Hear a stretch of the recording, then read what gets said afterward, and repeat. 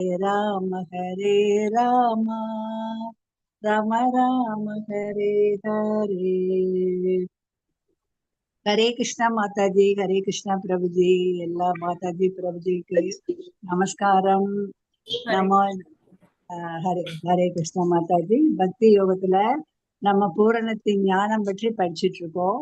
நேற்று 14வது பதங்கள் வரைக்கும் நம்ம படிச்சோம் இல்லையா மாதாஜி? யாராவது சொல்ல முடியுமா? பகவானுடைய சக்திகளை பற்றி படிச்சோம். பகவானுடைய 2 முக்கியமான சக்தி என்ன சக்தி சொல்லுங்க? ஹரே கிருஷ்ணா. ஜடசக்தி, இன்னொன்னு ஆன்மீக சக்தி இல்லையா? ஆமா. ஜடசக்தியில என்னென்ன இதெல்லாம் மூலகங்கள்லாம் இருக்குன்னு பார்த்தோம். ஜடசக்திகளாக பகவானிடம் சொல்லுங்க மாதாஜி. நல்ல தெளிவா ஸ்தூலத்துல பூமி இதெல்லாம் பத்தி வருது. நெருப்பு, காற்று, ஆகாயம், மனம், புத்தி, அகங்காரம். மனம், புத்தி, அகங்காரம். Very good, very good. இந்த 8 மூலகங்கள் சேர்ந்ததுதா என்னன்னு சொல்றோம்? ஜடசக்தி. கேளுங்க தயவு செய்து.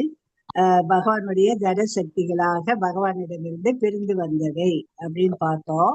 இது இந்த ஜடசக்தியை மகத்தத்துவம்னு சொல்றாங்க இல்லையா? இது பௌதிக உலகத்தை படிக்கிறதுக்காக பகவானுடைய விரிவங்கமாக வந்த முதலாவது விரிவங்கம். என்ன விரிவங்கம்னு பார்த்தோம்? யாராவது சொல்ல முடியுமா? பகவானுடைய விரிவங்கங்கள் 3 விரிவங்கங்களை பற்றி பார்த்தோம் நேற்று. முதல் விரிவங்கத்துக்கு என்ன பேரு? மகாவிஷ்ணு இல்லையா? அவர்தான் கார்ணோத கசாய விஷ்ணு தான். கார்ணோத கசாய விஷ்ணு, மகாவிஷ்ணு. அவரை பகவானுடைய ஒரு பிரிவு. அவர் தான் இந்த பௌதிக உலகத்துல அத்தனை பிரபஞ்சங்களையும் ஏற்படுத்துறாரு. அந்த கார்ணோத கசாய விஷ்ணு கிட்ட இருந்து பிரிந்து வந்தது. அடுத்து விஷ்ணு யாருன்னா கர்ப்போத கசாய விஷ்ணு. கர்ப்போத கசாய விஷ்ணு ஒவ்வொரு பிரபஞ்சத்திற்குள்ளும் கிரகங்களுக்குள்ளும் போய் அதன் அதன் இடத்தில் நிலைநிறுத்தி அதற்கு ஏற்ற ஒரு இடத்தை கொடுக்கிறவரு. அவருடைய நாபி கமலத்துல இருந்துதான் தாமரை தண்டு, தாமரை மலர் பிரம்மா வர்றாரு. தாமரை தண்டுல 14 லோகங்கள் வருகின்றன. அடுத்து பிரம்மா கிட்ட இருந்து யார் வர்றாங்க? சனத்குமாரர்கள், 11 ருத்திரர்கள், சிவபெருமான் வர்றாரு, நாரதர் வர்றாரு, பிரஜாபதிகள் வர்றாங்க, மனு வர்றாரு. மனு மூலமாக மனிதர்கள், ஜீவராசிகள் எல்லாம் வருகின்றன அப்படின்னு பார்த்தோம். ஆக பகவானுடைய முக்கியமான சக்தி ஜடசக்தி. அடுத்தது ஜீவசக்தி. ஜீவசக்தி தான் ஆத்மான்னு சொல்றோம் இல்லையா? ஆத்மா. இந்த 2 முக்கியமான சக்திகள் பற்றி பார்த்தோம். அவர் பகவானுடைய வேற என்ன பார்க்கணுமோ அவருடைய பகவானுடைய சக்திகளை பற்றி பார்த்துட்டு பகவான் அவருடைய மகிமை பற்றி பார்த்தோம். பகவான் எப்படி நம்மளை கட்டுப்படுத்துகின்றார் அப்படிங்கிறத பார்த்தோம். குணங்களும் அவர்கிட்ட இருந்துதான் வருது இல்லையா? நம்ம இந்த உடல் அல்ல, நம்ம ஆத்மா பகவானுடைய ஒரு பகுதி என்பதை பார்த்தோம். ஆக பகவானுடைய இந்த சக்தி எல்லாம் நித்தியமான சக்தி. இதுல தாழ்ந்த சக்தி ஜடசக்தி, உயர்ந்த சக்தி நம்முடைய ஜீவசக்தி, அதாவது நம்ம உயிர்வாளிகள். இந்த உயிர்வாளிகள் இந்த ஜடசக்தியை பயன்படுத்தி என்ன செய்கின்றன? தங்களுடைய செயல்களை எல்லாம் செய்கின்றன என்று பார்த்தோம் இல்லையா? அடுத்து கடைசியாக என்ன பார்த்தோம்னா 14வதுல என்ன பார்த்தோம் மாதாஜி? கடைசியா ஜட இயற்கையை 3 குணங்கள் இல்லையா? என்னென்ன 3 குணங்கள் யாராவது சொல்லுங்க பார்க்கலாம். சத்துவ குணம், ரஜோகுணம், தமச குணம். தமோ குணம். இந்த 3 குணங்கள் யார்கிட்ட இருந்து வந்தது? பகவானிடமிருந்து வந்த 3 குணங்கள். ஆகையினால இது தெய்வீக சக்தி. இந்த தெய்வீக சக்தி 3 குணங்களை யாராலையோ என்ன செய்ய முடியாது? வெல்ல முடியாது இல்லையா? அப்போ எப்படி நம்ம இந்த குணங்கள்ல இருந்து நம்ம விடுபடலாம்? ஏன்னா அந்த 3 குணங்களுக்கு கட்டுப்பட்டு இருக்கோம் நம்ம எல்லாம். அப்போ இந்த குணங்கள்ல இருந்து நம்ம விடுபடணும்னா நம்ம பகவானிடம் என்ன செய்யணும்? சரணடை. Very good, very good. அது வரைக்கும் பார்த்தப்பா நம்ம இல்லையா? ஆமா. ஆமா. பகவான் கிட்ட சரணடைந்தால்தான் இந்த 3 குணங்கள்ல இருந்து நம்ம விடுபட முடியும் அப்படிங்கிறத வச்சு பார்த்துட்டோம். பகவானுடைய சக்திகள் பற்றி 3 குணங்கள் பற்றி பார்த்தோம்.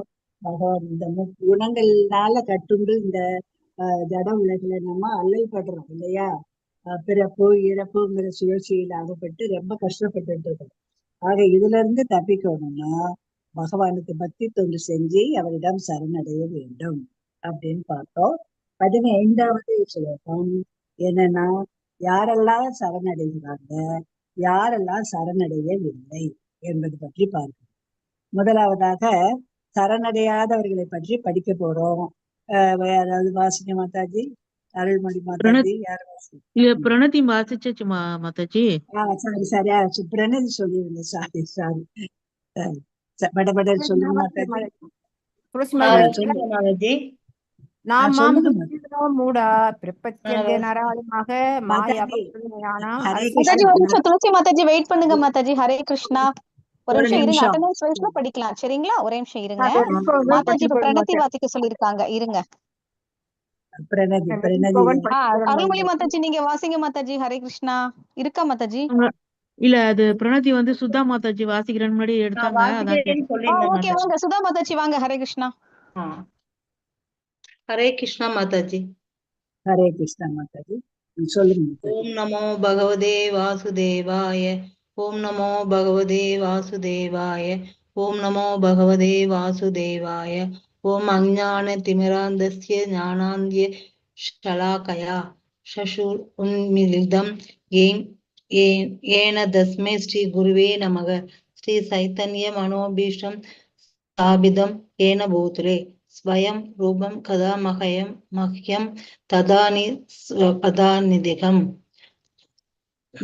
தேஹம் ஸ்ரீ குரோஹ ஸ்ரீ யுத பத கமலம் ஸ்ரீ குருன் வைஷ்ணவாம்ச ஸ்ரீ ரூபம் ஜாக்கிரஜாதம் சக கண ரகுநாதன் விதம் தம் சஜீவம் சாத்வைதம் சாவதுதூதம் பரிஜன சகீதம் கிருஷ்ண சைத்தன்ய தேவம் ஸ்ரீ ராதா கிருஷ்ணா பாதான் சக கண லலிதா ஸ்ரீ விஷாகான்விதாம்ச.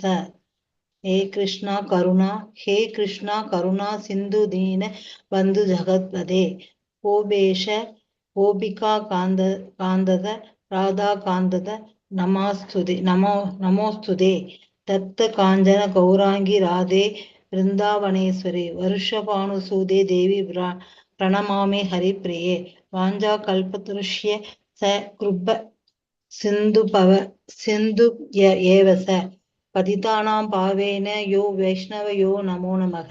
நமோ பிரஹமன்ய தேவாய கோ பிரஹமன்ய ஹிதாய ச ஜகத் ஹிதாய கிருஷ்ணாய கோவிந்தாய நமோ நமக.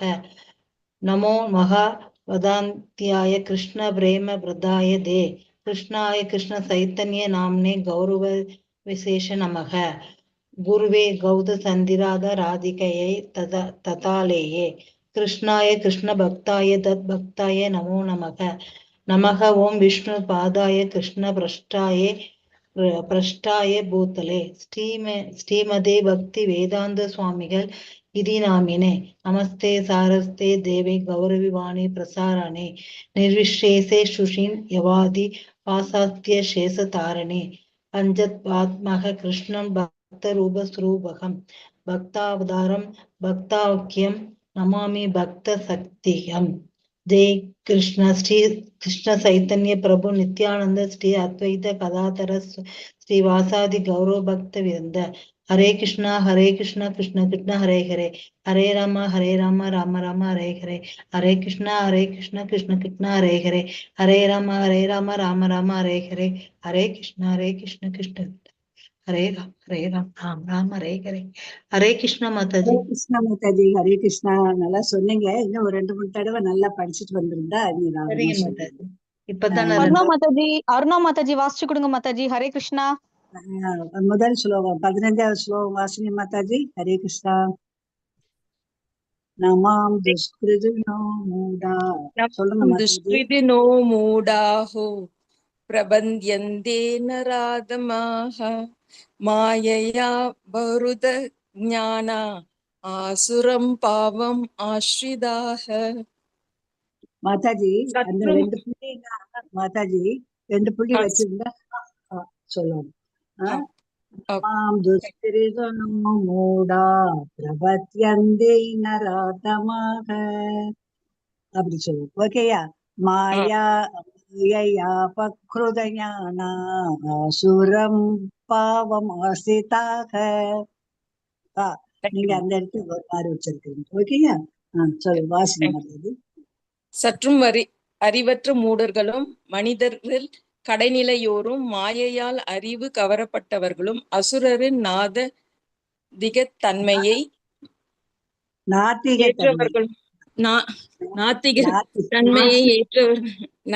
தன்மையை ஏற்றவர்களுமான துஷ்டர்கள் என்னிடம் சரணடைவதில்லை.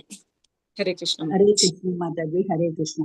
ஆக நம்ம இதுல என்ன பாக்குறோம்னா, யாரெல்லாம் பகவானிடம் சரணடைய மாட்டார்கள் என்றதுல முதலாவதாக மூடர்கள். யாரு மூடர்கள்? முட்டாள்கள் அப்படின்னு நம்ம சொல்றோம் இல்லையா? அறிவு இல்லாதவங்க. அவங்களுக்கு என்ன தெரியும்?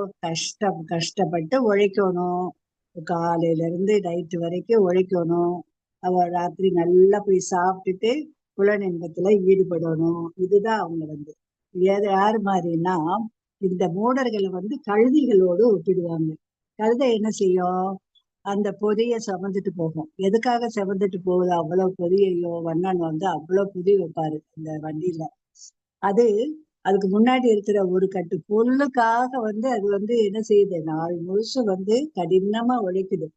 அது மாதிரி இந்த மூடர்கள் முட்டாள்கள் என்ன செய்யறாங்கன்னா, இந்த சுமை தூக்கக்கூடிய மிருகங்களை மாறி இவங்க என்ன செய்யறாங்க? முட்டாள்தனமாக ராத்திரியும் பகலும் கஷ்டப்பட்டு உழைக்கிறாங்க.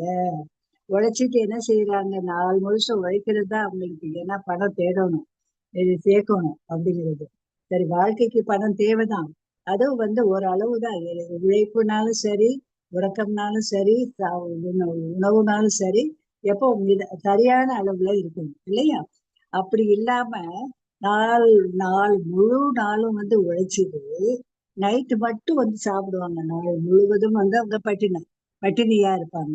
அப்போ நைட்டு சாப்பிடுறப்ப நிறையதான் சாப்பிடுவாங்க இல்லையா? உழைப்பாளிகள் எல்லாரும் அந்த ஒரு அத்தனை நேரமும் ஒன்னும் சாப்பிடாம வெறும் டீயை மட்டும் குடிச்சிட்டு இருந்தா அந்த வயிறு எதுக்காகும்? குடல் புண்ணு, அல்சர் நோய் எல்லாம் எதனால வருது? டைமுக்கு சாப்பிடாதனால, நாள் முழுசும் கழுத மாதிரி உழைக்கிறதுனால இல்லையா?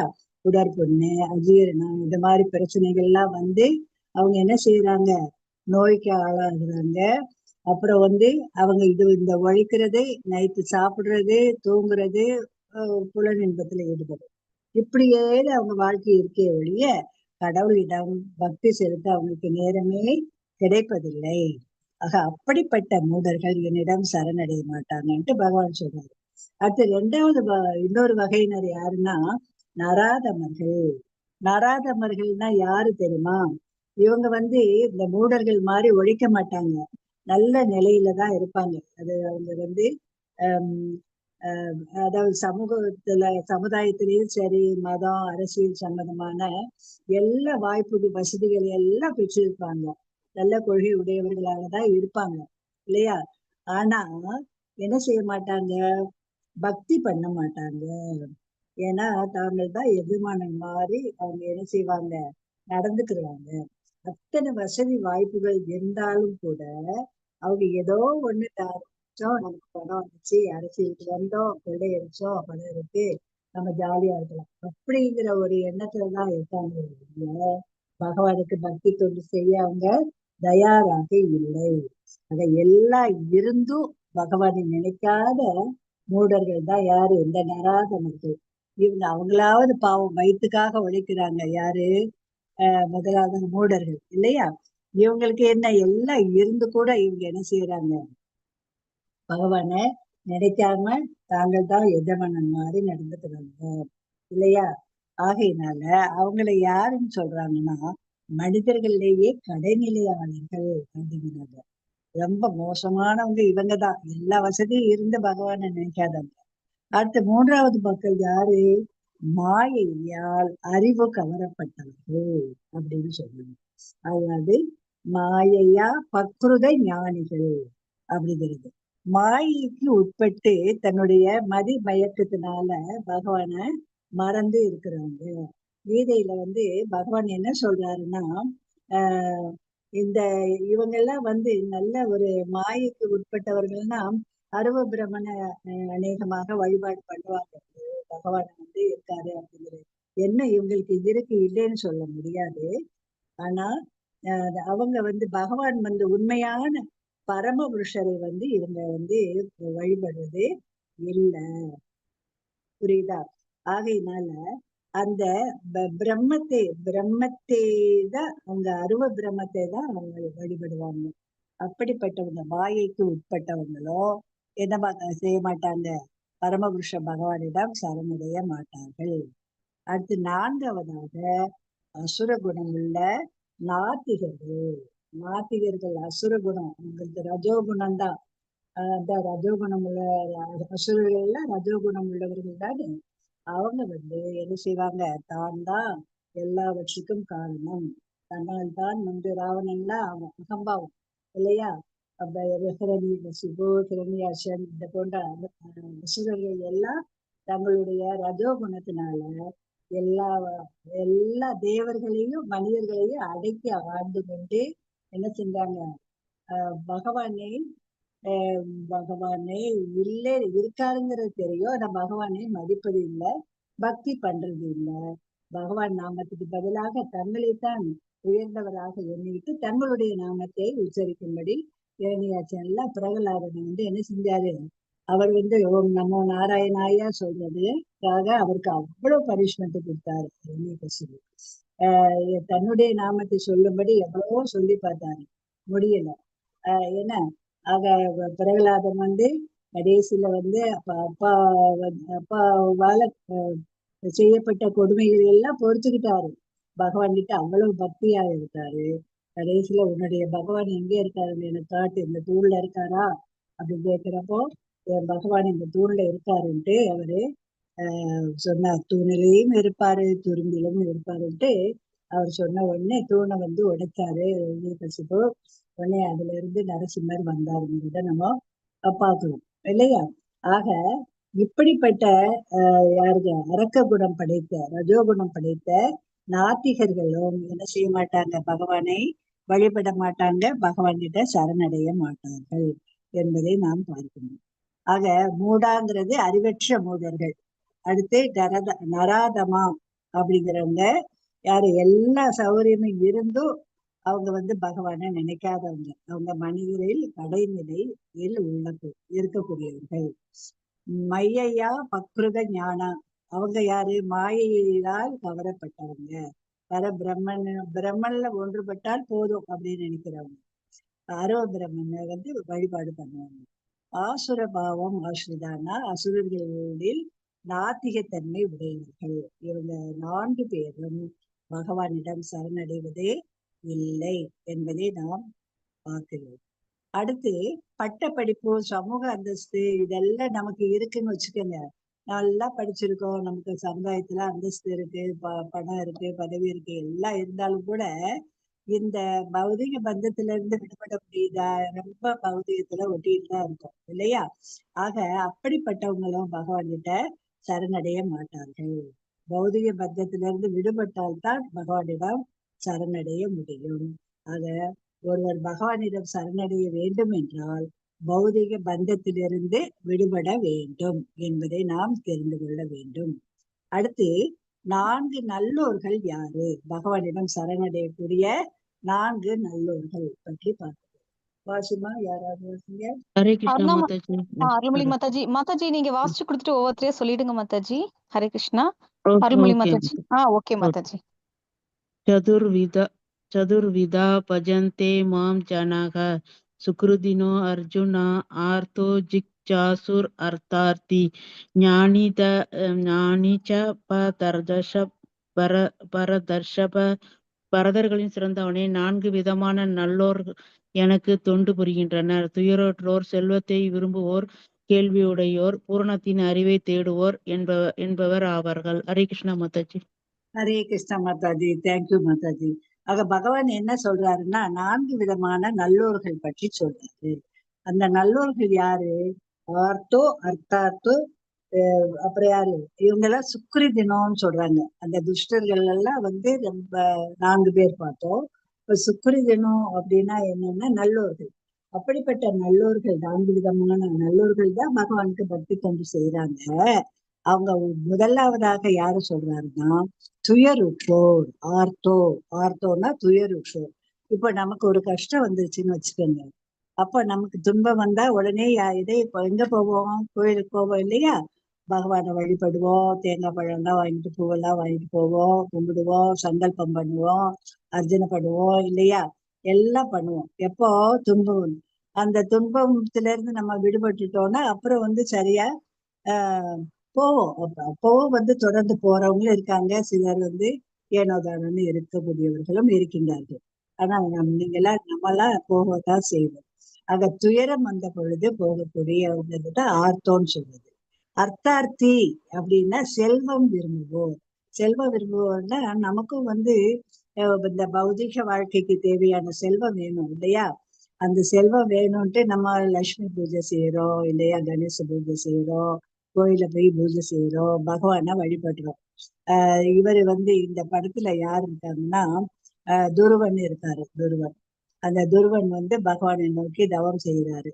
அப்பா படியில உட்கார்றதுக்கு அவருக்கு இடம் கிடைக்கலன்ட்டு அவர் நாரதருடைய அறிவுரைப்படி அவர் ஒன்னும் சாப்பிடாம செய்யாம ஒரு பகவானை பற்றி தியானம் செஞ்சு பகவானுடைய தரிசனம் பெற்றாரு.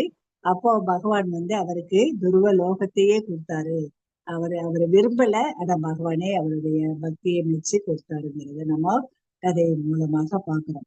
அடுத்தது ஜிக்யாசு அப்படின்னா யாருன்னா கேள்வியுடையோர். கேள்வி கேட்டு பகவானை பற்றி தெரிந்து கொள்ள வேண்டும். நம்ம பகவான் சொன்னார்ல, நான் அர்ஜுனா என்கிட்ட கேளு, நான் சாதாரண அறிவையும் தெய்வீக அறிவையும் சொல்ல போறேன் அப்படி என்று பகவான் கூறினார் இல்லையா?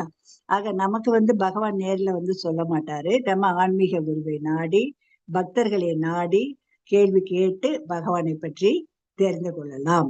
அப்படிப்பட்டவர்களும் ஜிக்ஜாசுவோ யாரை அடைவாங்க? பகவானுக்கு பக்தி பண்ணி அவரிடம் சரணடைவார்கள் என்பதை நாம் தெரிந்து கொள்ள வேண்டும். அடுத்தது பரம உண்மையை அறிய விரும்பக்கூடிய ஞானிகள். ஞானிகள் ஞானம் நான் ஏற்கனவே உங்களுக்கு சொல்லியிருக்கேன். ஞானிகள் அருவ பிரம்மனில் நிலை பெற வேண்டும், ஒன்றோனும் அப்படிங்கிறதுக்காக தவம் செய்வாங்க. ஏன் ஞானிகள் அப்படி நினைக்கிறாங்கன்னா, பகவான் 3 நிலைகள்ல இருக்காருன்னு நம்ம படிச்சிருக்கோம் இல்லையா? என்னென்ன நிலைகள் யாராவது சொல்ல முடியுமா? சொல்லுங்க. ஹரே கிருஷ்ணா. மறந்துடுவீங்க மாதாஜி, கொஞ்சம் ஞாபகத்துல.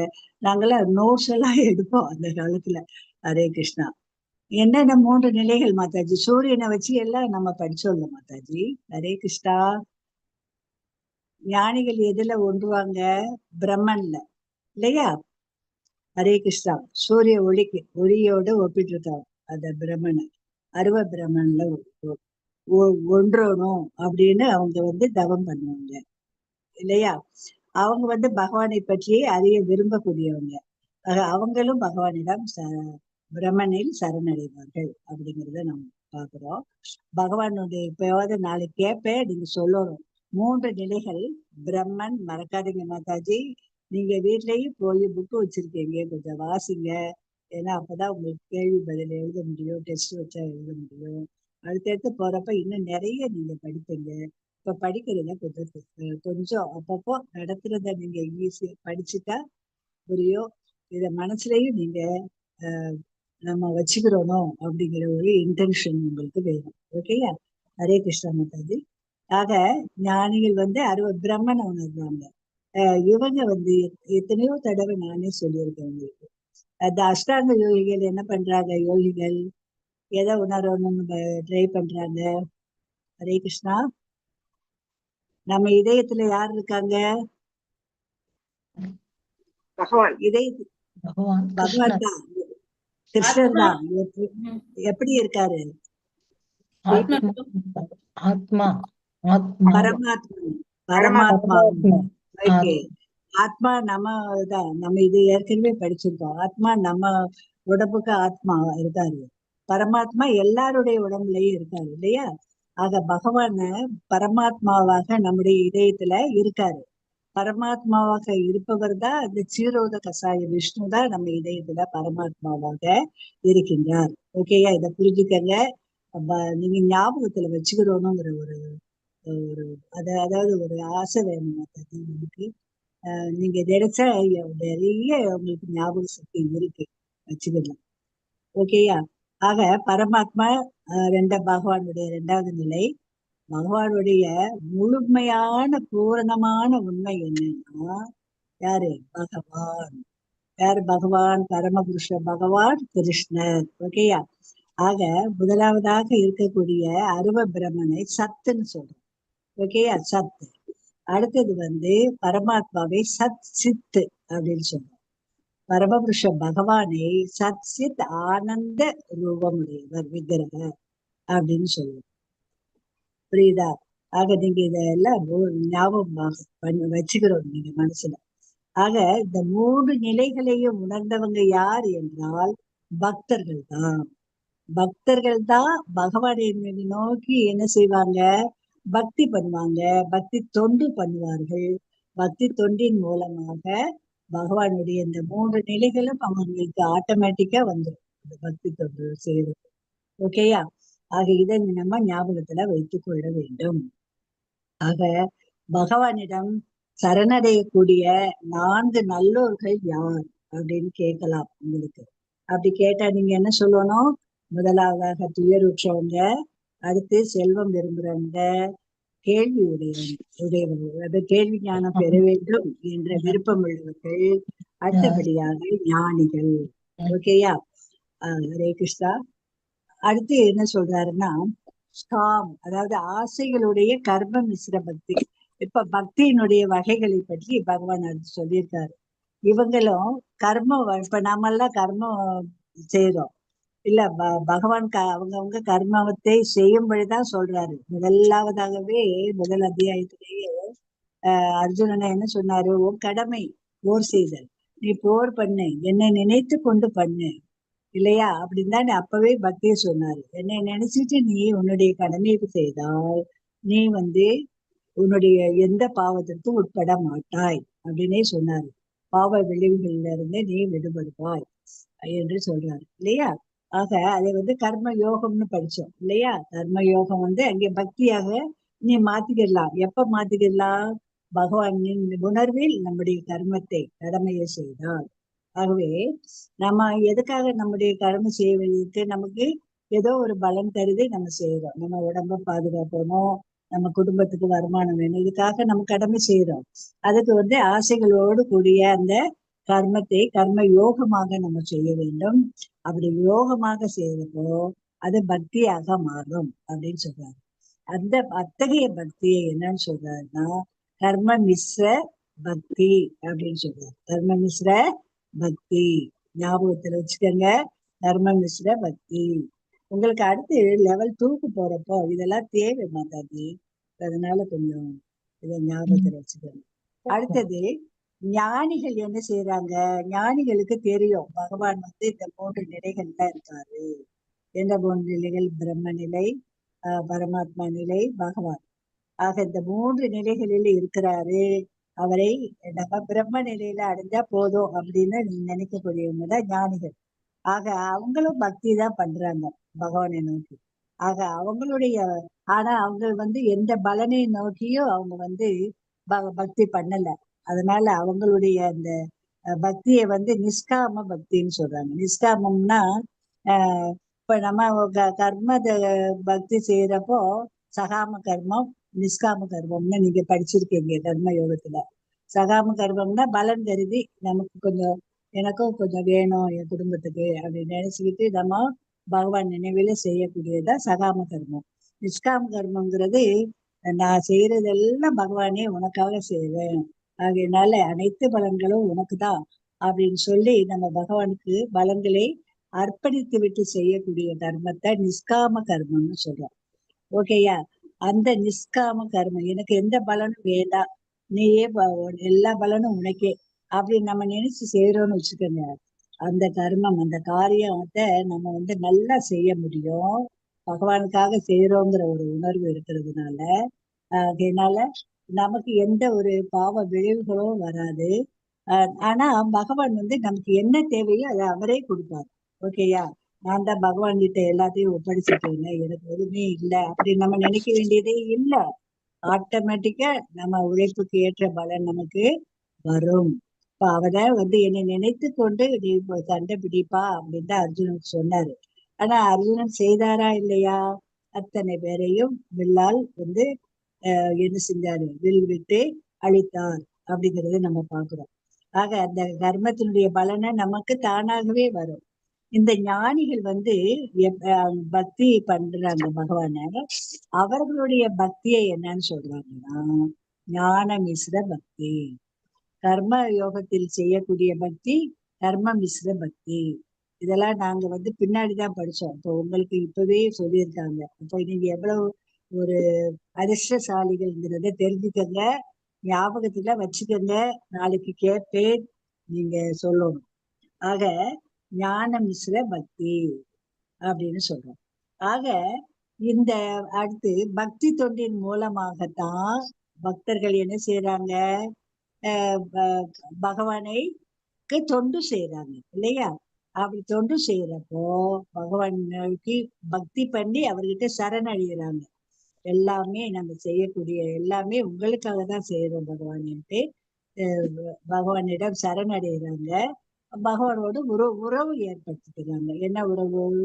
ஒண்ணு நண்பனாக, அல்லது அவரோடு ஒரு சேவகனாக, ஒரு பெற்றோராக, இல்லையா, ஒரு காதலராக, அப்படி ஏதோ ஒரு உறவு. பகவானுக்கு நெருக்கத்தை கொண்டு வரணும்னா ஒரு உறவு வேணும் இல்லையா? அத்தகைய உறவு ஏற்படுத்தி அவங்க பகவானிடம் சரணடைகின்றவர்கள் பக்தர்கள். ஆக நம்ம எல்லாருமே பகவானிடம் சரணடையலாம். அதற்கு என்ன செய்யணும் அப்படிங்கிறத நம்ம பார்த்தோம். ஆக 4 விதமான நல்லோர்கள் பகவானிடம் சரணடைகின்றார்கள் என்று பார்த்தோம். ஞானிகள் கர்மிகள் கர்ம யோகம் பண்றவங்களோ ஞான யோகம் பண்றவங்களோ தியானம் செய்யக்கூடிய அஷ்டாங்க யோகிகளும் கூட பக்தி பண்ணி பகவானை உணரலாம்.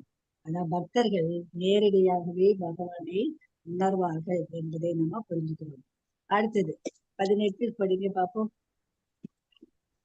17 ஸ்லோகம் தானே மாதாஜி?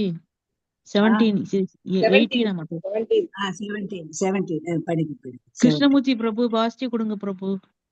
கிருஷ்ணமூர்த்தி பிரபு. ஹரே கிருஷ்ணா. ஹரே கிருஷ்ணா. 2 பேரும் சொல்லுங்க மாதாஜி. யாராவது ரேவதி மாதாஜி வாசிச்சு கொடுங்க. ரேவதி மாதாஜி முடிக்கணும் இன்னைக்கு. ஹரே ஹரே கிருஷ்ணா. கிருஷ்ண மாதாஜி. வாசிங்க பிரபு. சொல்லுங்க பிரபு. பிரபு தேஷாம் ஞானி நியுக்த ஏக படிக்திர் விசிஷ்யதே பிரியோகி ஞானினோ அத்யர்த்த மகம்ச தம பிரியஹா. இவர்களில் முழு ஞானத்துடன் எப்போதும் தூய பக்தி தொண்டில் ஈடுபட்டு இருப்பானோ சிறந்தவன். ஏனென்றில் அவனுக்கு மிகவும் பிரியமானவன், அவனும் எனக்கு மிகவும் பிரியமானவன். ஹரே கிருஷ்ண மாதாஜி. ஹரே கிருஷ்ணா பிரபுஜி. தேங்க்யூ பிரபுஜி. ஆக இதுல இந்த 4 பேர் பார்த்தாங்கல்ல, துயருற்றோர், செல்வம் பெறுவோர், கேள்வியுடையோர், ஞானிகள். இதுல முழு ஞானத்தோடு எப்பவுமே பகவானுக்கு தூய பக்தி தொண்டு செய்யக்கூடிய அந்த ஞானிதான் சிறந்தவன் அப்படிங்கிறாரு பகவான். ஏன் அப்படின்னா அவனுக்குதான் முழுமையான ஞானம் பெற்றவன். பகவான் யாருங்கிறது தெரியும். அதனால உண்மையான பக்தி தொண்டு செய்யறான். அதனால அவன் எனக்கு பிரியமானவன், அதாவது பகவானுக்கு பிரியமானவன். அதே போல அவனுக்கு பகவான் பிரியம், இவருக்கு அந்த ஞானி பிரியம் அப்படிங்கிறாங்க. ஆக அவ்வளவு நெருக்கமான ஒரு உறவு 2 பேர்களுக்கும் அப்படிங்கிறத நம்ம பார்க்கிறோம். அடுத்தது 18வது ஸ்லோகம். ஸ்லோகம் வாசிக்க முடியலன்னு நீங்க இதை கூட வாசிங்க. மீனாட்சி மாதாஜி நீங்க வாசிங்க. ஹரே கிருஷ்ணா. ஹரே கிருஷ்ணா. ஹரே கிருஷ்ணா மீனாட்சி மாதாஜி. மாதா வாசிங்க. உதாரோ சர்வ ஏவைதே அஞ்ஞானி தத்வமை மே மதம் அஸ்வதிதே ஷகி யுக்தமா ஆமா மாவேனும் பானும் கதிம். பக்தர்கள் அனைவரும் சந்தேகமின்றி உத்தமர்கள்தான். ஆயினும் என்னை பற்றிய ஞானத்தில் நிலை பெற்றுள்ளவனை நான் என்னை போலவே கருதுகிறேன். அவன் எனது உன்னத தொண்டில் ஈடுபட்டிருப்பதால் மிக உயர்ந்த பக்குவ இலக்கான என்னை அடைவது உறுதி. ஹரே கிருஷ்ணா மாதாஜி. தேங்க்யூ மாதாஜி. ஹரே கிருஷ்ணா மாதாஜி. தேங்க்யூ. சரி, இந்த 4 விதமான பக்தர்களுமே உத்தமர்கள் தான், மிகச்சிறந்தவர்கள் தான், அதுல எந்த சந்தேகமும் இல்லை. ஆனா இதுல அவர் ஏற்கனவே சொன்னாரு, ஞானிதான் எனக்கு ரொம்ப பிரியமானவன் சொன்னாரு இல்லையா? இப்போ ஞானி ஏன் பிரியமானவர்னு அவர் கருதுறாருன்னா, அவர் ஞானிதான் பகவானில் பெர்மனண்டா, அதாவது விடாம பகவானுடைய நினைவிலேயே நிலை பெற்று இருக்காரு. பகவானுக்கு பக்தி தொண்டு செய்யறது இல்லை, எப்பவும் பக்குவ நிலையை அடைகிறாரு. பக்தி தொண்டு சதா காலமும் அவருக்கு ஞானி செய்யறாரு. பகவானுடைய நாமத்தை சொல்லிக்கிட்டே இருக்காரு, பகவானுடைய உணர்வுலேயே இருக்காரு. ஆகையினால ரொம்ப உயர்ந்த ஒரு பக்குவ நிலையை அவர்தான் அடைகின்றாரு. அப்படிப்பட்ட உயர்ந்த பக்குவ நிலையை அடைய வேண்டும் என்று இலக்கு உடைய அவர் எனக்கு ரொம்ப பிரியமானவர். அவர் என்னை நிச்சயமாக அடைவார் என்று சொல்றாங்க. மற்ற மூவரும் என்னாகும், அவங்களும் முக்தமானவங்க தான். ஆனா ஞானத்தில் நிலை பெற்றவங்களுக்கு பகவான் யாரு என்னங்கிறது தெரியும், இந்த 3 நிலைகள்ல இருக்காருங்கிறது தெரியும். ஆகையினால அவர்கள் பகவானை நிச்சயமாக போய் அடைவாங்க. அதாவது முதலாவதாக பிரம்மனில் நிலைத்தாலும் கூட பிற்காலத்தில் அவர்கள் என்ன செய்யலாம், பகவானுக்கு பக்தி தொண்டு செய்து பகவானை போய் அடையலாம் அப்படின்னு சொல்றாங்க. ஆக கிருஷ்ணருக்கு தொண்டு செய்யணும், அப்படிப்பட்ட ஒரு ஆசை வேணும். அதுக்காக நம்ம பகவான் கிருஷ்ணரை அணுகணும். ஒண்ணு ஏதாவது எனக்கு வேணுங்கிற ஆசைப்படலாம், பட்டும் பகவானை அணுகலாம், ஆசை இல்லாமலும் அணுகலாம். ஆனா பகவானுக்கு தொண்டு செய்யணும், எனக்கு எந்த ஆசையும் இல்லப்பா, உனக்கு தொண்டு செய்யறதுதான் என்னுடைய ஆசை. இவரு சொல்வாரு, நம்முடைய சைத்தன்ய மகாபிரபு தன்னுடைய சிஷ்டாஷ்டகம், உங்களுக்கு இன்னைக்கு சிஷ்டாஷ்டகம் சொல்லி தரோம்னு நினைச்சேன், துளசி முடிச்சுட்டு முடியல, பரவாயில்ல, அடுத்து சொல்லுவோம். அதுல சொல்றாரு, நதனம் நஜனம் ந சுந்தரின் கவிதாம் வா அப்படின்ட்டு, எனக்கு தனமும் வேண்டாம், செல்வமும் வேண்டாம், சுந்தரிகள் நல்ல பெண்களும் வேண்டாம், என்னை பின்பற்றுவோரும் வேண்டாம், எனக்கு எதுவுமே வேண்டாம்ப்பா பகவானே, எனக்கு பிறவிகள் தோறும் உன்னை மறவாத நெஞ்சு வேணும். அடுத்து உனக்கு நான் எப்பவுமே பக்தி தொண்டு செய்யணும் அப்படிங்கிற ஆசைதான் எனக்கு. அந்த பக்தி தொண்டு செய்யணும், உன்னுடைய கால் தூசியாக நான் இருக்கணும் அப்படின்னு கேட்பாரு.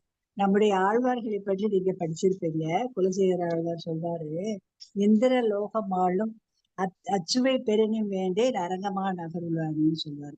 எனக்கு இந்திர லோகத்தை ஆளக்கூடிய தகுதி எனக்கு இருந்தாலும் கூட எனக்கு அந்த லோகம் எல்லாம் வேண்டாம், உனக்கு பக்தி பண்ணா போதும் அப்படின்னு கேட்பாரு. ஆக பக்தி அவ்வளவு உத்தமமானது பகவானை அடைவது. 19வது படிக்க மாதாஜி. ஹரே கிருஷ்ணா.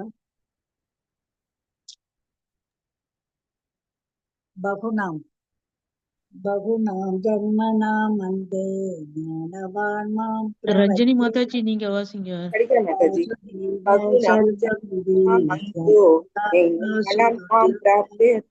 வாசுதேவாக சர்வஹிதி ச மகதாத்மாசு துர்பலஹ. பற்பல பிறவிகளுக்கு பின் உண்மையான அறிவுடையவன், எல்லா காரணங்களுக்காக காரணமாக எல்லாமாக என்னை அறிந்து என்னிடம் சரணடைகின்றான். அத்தகைய மகாத்மா மிகவும் அறியாதவன், அரிதானவன். ஹரே கிருஷ்ணா. அதை நம்ம ஏற்கனவே படிச்சோம் மாதாஜி. 1000 பேரு என்னை பரம உண்மையை அறியணும் முயற்சி பண்ணுவாங்க, ஆனா அதுல யாரோ 1-2 பேரு தான் பக்குவம் அடைவாங்க. அப்படி பக்குவம் அடைந்தவர்களும் பரம உண்மை அறிபவர்கள் யாரானும் ஒருவர் தான் இருப்பார்கள் என்று சொன்னார் இல்லையா? இப்பவும் அதேதான் சொல்றாரு. பற்பல பிறவிகளுக்கு பிறகு எத்தனையோ பிறவி எடுக்கணும், 84 லட்சம் உயிரினங்களுக்கு அடுத்து நம்ம இப்ப என்னென்ன பிறவியில இருந்து மாறி இப்ப இந்த மனித உருவில் நம்ம இருக்கோமோ தெரியாது, பகவானுக்கு தான் தெரியும் இல்லையா? இந்த மனித பிறவியிலாவது நம்ம பகவானை உணர்ந்து பகவான் லோகத்திற்கு செல்ல முயற்சி பண்ணணும். அதான் நமக்கு பகவானே இந்த வாய்ப்பை கொடுத்திருக்காரு. இதை நல்லா பயன்படுத்திக்கிறோம், டீப்பா படிக்கணும் மாட்டாது. நாங்க சொல்றது மட்டும் இல்ல, நீங்களும் கொஞ்சம் படிச்சுட்டு அடுத்த நாள் கூட நிறைய கேள்வி கேளுங்க. கேட்டாதான் நமக்கு கேள்வி உடையோர் தான் நிறைய பகவானை பற்றி தெரிஞ்சுக்கணும். ஆக ஒரு பிறவியிலேயே நம்ம பகவானை அடைய முடியும்னு சொல்ல முடியாது. பல பிறவிகள், ஒரு பிறவியில அடையக்கூடியவங்க அவ்வளவு பக்தி தொண்டு அதிகமா செய்யணும்.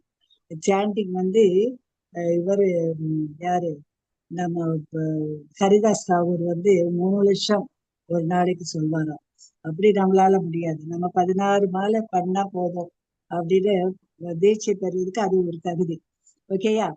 ஆக அப்படிப்பட்ட பல பிறவிகளுக்கு பிறகு உண்மையான அறிவுடையவன் என்ன செய்யறான்? அவனுக்கு அப்பதான் புரியுது. என்ன புரியுது? எல்லா காரணங்களுக்கும் காரணமாக இருப்பவர் யாரு? பகவான் தான். உலகத்துல இத்தனை பிரபஞ்சம் இருக்கு, நம்ம மேல பாக்குறோம், அத்தனை என்னது சூரியன், சந்திரன், நட்சத்திரங்கள், இதெல்லாம் அங்கங்க தொங்கிட்டு இருக்கு. பூமி கூட தொங்கிட்டு தான் இருக்கு.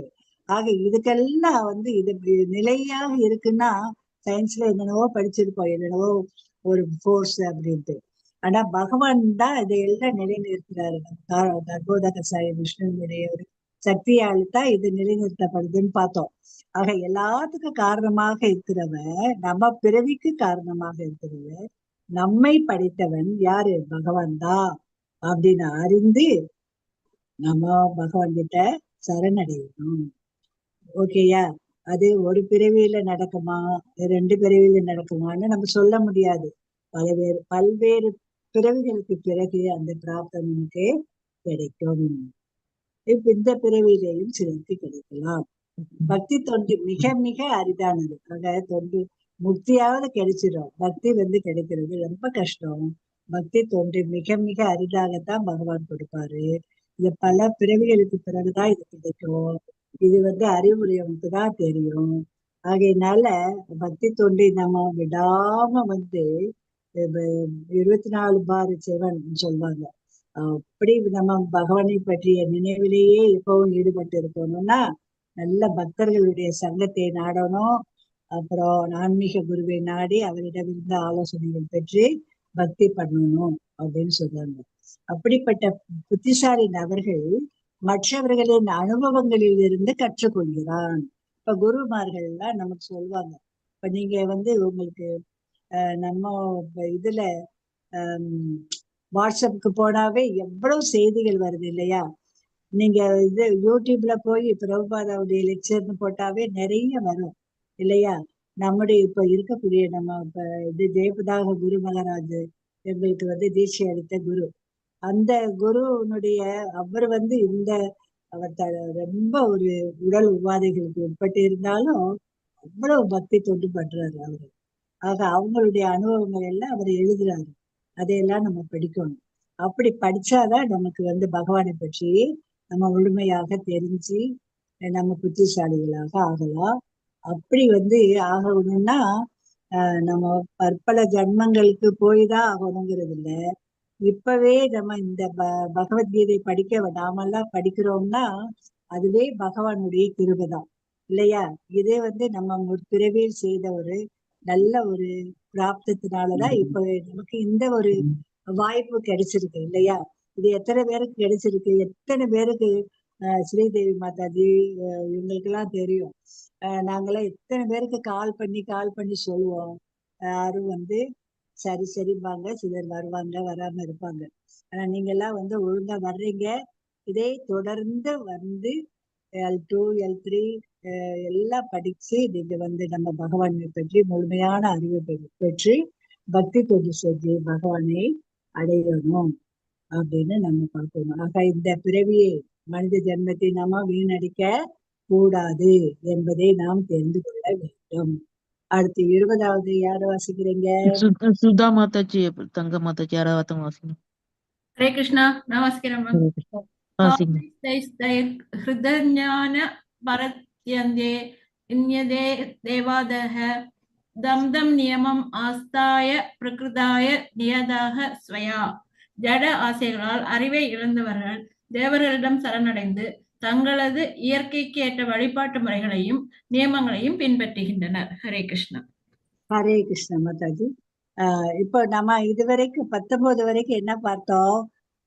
பரமபுருஷ பகவான் கிருஷ்ணரின் பக்தி தொண்டு எப்படி செய்யறது என்பது பற்றி பார்த்தோம்.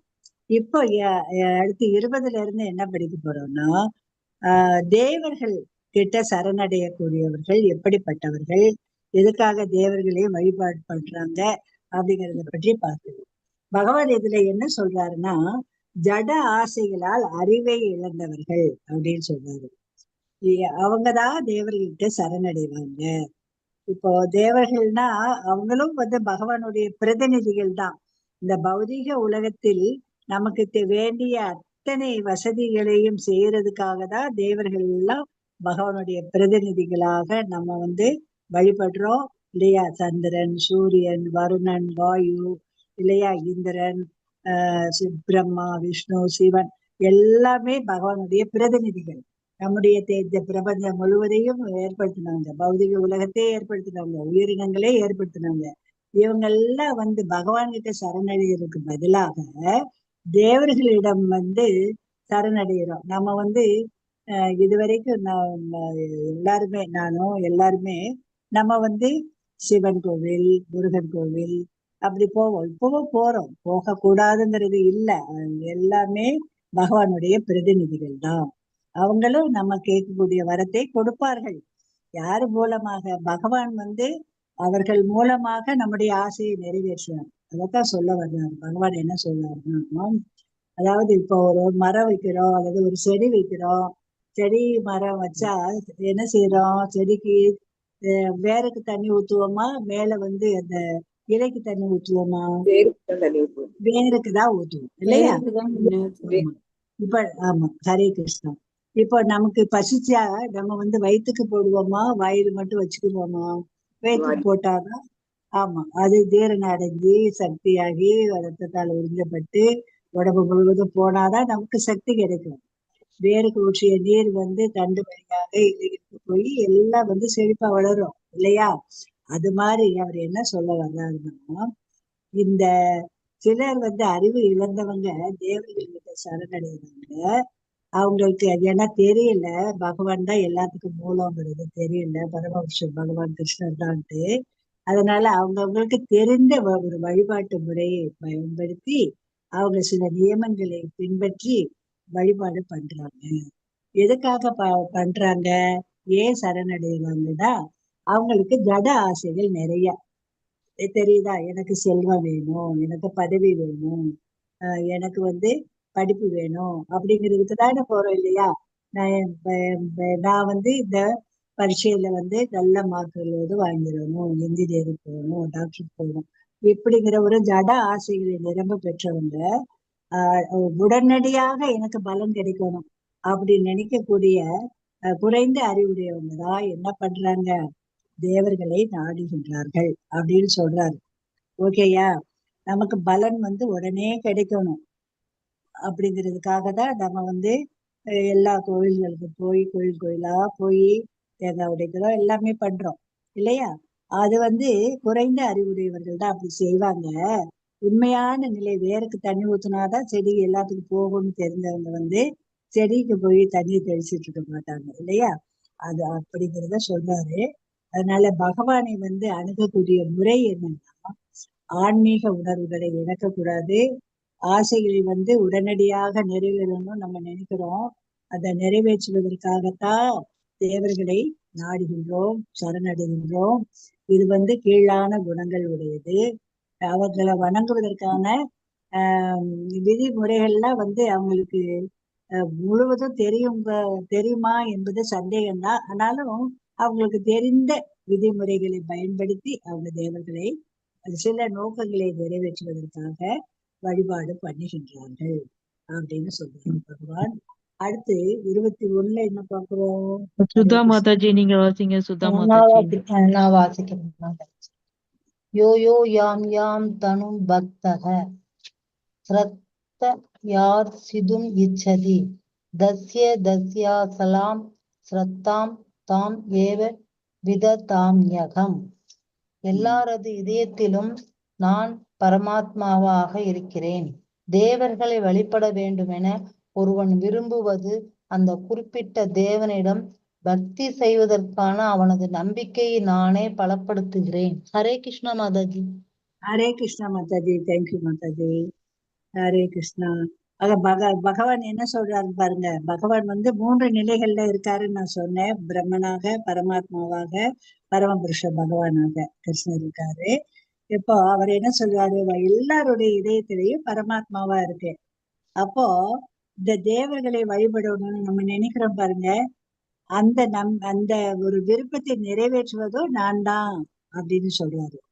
அந்த தேவர்களை இந்த சிவனை வழங்கினால் உடனடியாக சிவன் வரம் கொடுத்துருவாரு. அவ்வளவு இலகிய மனமுடையவர் சிவபெருமான். சிவபெருமான் ஒரு சிறந்த வைணவ பக்தர், கிருஷ்ண பக்தர். ஓகேயா? ஆக நீங்க பாகவதம் படிக்கிறப்போ அந்த சிவபெருமானுடைய பிரார்த்தனைகள் எல்லாம் படிக்கிறப்போ அவ்வளவு நல்லா இருக்கும். ஆக அந்த தேவர்கள்கிட்ட தேவர்கள் சிவனை வழிபடணும், பிரம்மாவை வழிபடணும், லட்சுமியை வழிபடணும், கணேசாவை வழிபடணும். கணேசர் தான் இந்த மகாபாரதத்தை எழுதியவரே அப்படிங்கிற ஒரு நம்பிக்கையை பலப்படுத்துவரே யார்தான்? பகவான் தான். அது பகவானுடைய அருளால் தான் தேவர்கள்கிட்ட நமக்கு நம்பிக்கை வருது. நம்ம தேவர்களை வழிபடுகின்றோம். ஓகேயா? ஆக நம்ம இதுல இருந்து என்ன கற்றுக்கொள்ள வேண்டும் அப்படின்னா, அருவவாதிகளுக்கு தத்துவம் ஒரு பிரம்மன் நிலைதான் தெரியும். பிரம்மனை அடையக்கூடிய அருவ பிரம்மனை அடைவதுதான் அருவவாதிகளுடைய இலக்காக இருக்கு இல்லையா? ஆனா கிருஷ்ணர் தான் திவ்யமானவர், மங்களமானவர், ரூபமுடையவர். நான் சொன்ன ஏற்கனவே சத் சித் ஆனந்த விக்கிரக அப்படின்னு சொன்னேன். அவர் தான் நிரந்தரமானவர், அறிவுபூர்வமானவர், ஆனந்தமயமானவர். ஆக அவர்தான் நம்ம வழிபடணும். ஆசையும் வெறுப்பும் உண்மை உணர்வை மயக்குது. நமக்கு நம்முடைய ஆசை உடனே நிறைவேறணும். அடுத்து வெறுப்பு நமக்கு நிறைவேறலைன்னா அந்த தெய்வத்தின் மேல ஒரு வெறுப்பு வருது. இதுதான் நம்மளை மயக்கக்கூடிய மாயை. இந்த மாயையை வெல்லணும்னா என்ன வழி? பக்தர்கள் பக்தராக மாறி பகவானை பற்றிய பரிபூரண உண்மையை தெரிந்து கொள்ள வேண்டும் என்பதை நாம் அறிய வேண்டும். ஹரே கிருஷ்ண மாதாஜி. 22 சீதா மாதாஜி நீங்க வாசிங்க. ஹரே கிருஷ்ணா. சதயா சத்தடியா யுக்தஸ்தஸ்யாராத சமீஹதே லபடிதே சப்த காமான் மைவ விகிதான் இத்தகைய நம்பிக்கையுடன் இணைந்து இவன் ஒரு குறிப்பிட்ட தேவரை வழிபட்டு தனது ஆசைகளை பூர்த்தி செய்ய முயற்சி செய்கிறான். ஆனால் உண்மையில் அந்த நன்மைகள் எல்லாம் என்னால் மட்டுமே அளிக்கப்படுவதாகும். ஹரே கிருஷ்ணன். ஹரே கிருஷ்ணன். ஆக இப்ப இந்த ஒரு நம்பிக்கையோடு தானே நம்ம சிவன் கோயிலுக்கு போறோம், பிள்ளையார் கோயிலுக்கு போறோம், எல்லா கோயில்களுக்கு முருகன் கோயிலுக்கு போறோம் இல்லையா? நம்பிக்கை இல்லைன்னா அங்க போவோமா? முருக சஷ்டி விரதம் இதெல்லாம் இருக்கும். ஆக இதெல்லாம் ஒரு குறிப்பிட்ட தேவரை வழிபட வேண்டும் அப்படிங்கிற ஒரு நம்பிக்கை கொடுப்பவரே பகவான் தான். அப்படி வழிபட்டு என்ன செய்ய முடியும்? எதுக்காக வழிபாடு பண்றோம்? நம்முடைய செல்பிஷ், நம்மளுடைய சுய ஆசைகளை பூர்த்தி செய்வதற்காக நம்ம என்ன செய்யறோம்? அந்த தேவரை வழிபாடு பண்ணுகின்றோம். அப்படிப்பட்ட வழிபாடு பண்ணி ஆசைகளை பூர்த்தி அந்த தேவர் செய்கின்றார் என்றால் அதற்கு காரணம் நான் தான் அப்படிங்கிறார். புரியுதா? ஆக உண்மையில் இந்த நன்மைகள், அந்த தேவரை வழிபட்டு நீங்கள் பெறக்கூடிய அந்த நன்மைகள் எல்லாமே என்னால் மட்டும்தான் அளிக்கப்படுது. நம்ம ஏற்கனவே பார்த்தோம், ஒரு செடி நல்லா வளருது, மரம் நல்லா செழிப்பா இருக்குன்னா அது காரணம் நம்ம வேருக்கு ஊற்றிய நீரினால் தான். ஆக நீரு அந்த விரைத்து கொடுக்கிறது வேறு தானே. ஆக இந்த நம்பிக்கையை நிறைவேற்றுவதும் பகவான் தான் அப்படின்னு சொல்றாரு.